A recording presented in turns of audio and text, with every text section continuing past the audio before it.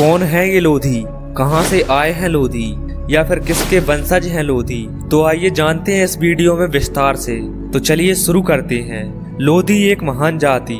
लोधी जाति का इतिहास स्वर्णिम और गौरवशाली रहा है। इसे एक उत्कृष्ट योद्धा जाति के रूप में जाना जाता है। इस जाति ने देश और समाज को अनेक सूरवीर योद्धा दिए हैं। आजादी की लड़ाई में इस समाज का महत्वपूर्ण योगदान रहा है।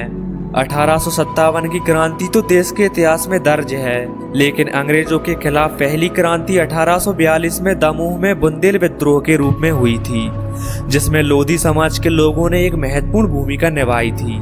इसमें लोधी सरदारों पर काबू पाने में अंग्रेजों के पसीने छूट गए थे। 1857 की क्रांति में लोधी भारत के विभिन्न क्षेत्रों में अंग्रेजों के खिलाफ लड़े थे।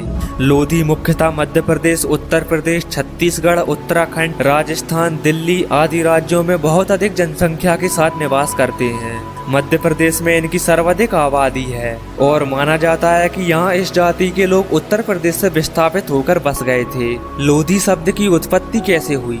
ब्रिटिश शासक रॉबर्ट वेन रसेल ने लोधी शब्द की उत्पत्ति के बारे में कई धारणाएं व्यक्त की हैं। रसेल के अनुसार उत्तर भारत में यह लोग लोद्र वृक्ष के पत्तों और छालों से रंगों का निर्माण किया करते थे, जिसके कारण यह लोधी कहलाए। रसेल ने इस बात का उल्लेख भी किया है कि ये मूल रूप से पंजाब के लुधियाना के रहने वाले थे और वहां लोधा नाम से जाने जाते थे। लुधियाना से मध्य प्रांतों में विस्थापित होने के बाद अपभ्रंश होकर लोधी कहलाने लगे। पौराणिक मान्यता के अनुसार इस क्षत्रिय जाति का जन्म वर्तमान के कजाकिस्तान में हुआ था। भगवान परशुराम जब पृथ्वी को क्षत्रियों से विहीन कर रहे थे, तब इस जाति के लोगों ने देवताओं की मदद से शिव मंदिर में छुपकर अपनी जान बचाई थी, क्योंकि यह एकमात्र जीवित क्षत्रिय थे और इसलिए यह बाद में राजा बन गए। यही कारण है कि इस जाति के लोग खुद को लोधी राजपूत कहते हैं। लोधी राजपूत संसार में प्रथम क्षत्रिय राजपूत हैं।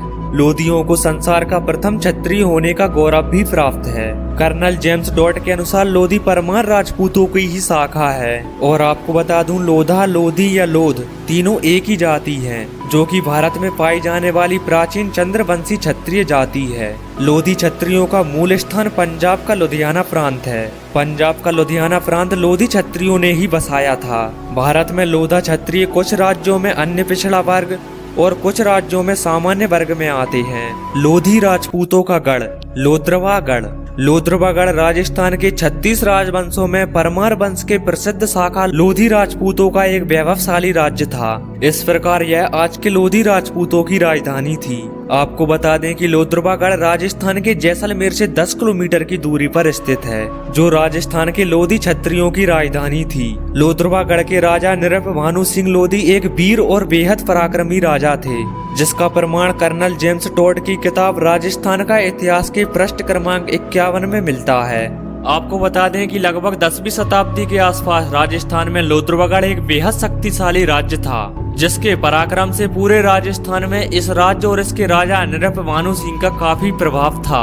लेकिन उनके अपने ही पड़ोसी जैसलमेर के राजा देवराज भाटी ने उनसे धोखा किया और धोखे से महाराज नृप भानु सिंह की हत्या कर दी और लोद्रवा राज्य पर अपना अधिकार स्थापित कर लिया। गौरतलब है कि लोद्रवा राज्य के लोग अपने स्वाभिमान को लेकर हमेशा अड़िग रहे, इसलिए लोद्रवागढ़ आज भी स्वाभिमान की निशानी माना जाता है।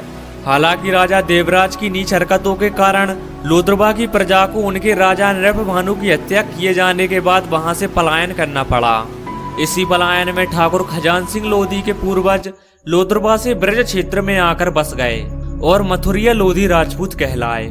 ब्रिटिश स्त्रोतों और लोधियों की वंशावली के अनुसार यह मूल रूप से उत्तर भारत के लुधियाना में रहने वाले थे, जो वहां से विस्थापित होकर मध्य भारत में आकर बस गए।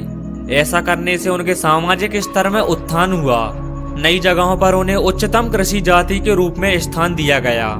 यहाँ पर ये जमींदार और स्थानीय शासक बन गए। पश्चिम मध्य भारत के कुछ जिलों में यह बड़े जमींदार बन गए और ऐसे ही कुछ बड़े जमींदारों को ठाकुर जैसे सम्मानित उपाधि से संबोधित किया जाने लगा। लोधी समाज के कुछ प्रमुख व्यक्ति। इस समाज में अनेक प्रसिद्ध व्यक्तियों ने जन्म लिया, जिनमें से कुछ हस्तियों के बारे में हम आपको बता रहे हैं। अवंतीबाई लोधी। अवंतीबाई लोधी 1857 के प्रथम स्वतंत्रता संग्राम की शहीद वीरांगना है। 1857 के स्वतंत्रता संग्राम में इनका योगदान रानी लक्ष्मीबाई से कम नहीं था। इन्होंने अंग्रेजों के खिलाफ क्रांति की शुरुआत की। देश और स्वाभिमान के लिए प्राणों की आहुति देकर अवंतीबाई आज भी हमें और आने वाली पीढ़ियों को अनंत काल तक राष्ट्र निर्माण के लिए त्याग और बलिदान तथा देशभक्ति की प्रेरणा देती रहेंगी। कल्याण सिंह जी का जन्म अलीगढ़ के अतरौली तहसील के मंडोली गांव में एक साधारण किसान के परिवार में हुआ था।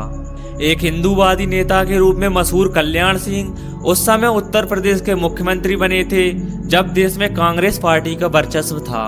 वह एक सख्त, ईमानदार और कुशल शासक के रूप में जाने जाते थे। उत्तर प्रदेश में भारतीय जनता पार्टी को सत्ता दिलाने में उनकी एक महत्वपूर्ण भूमिका थी।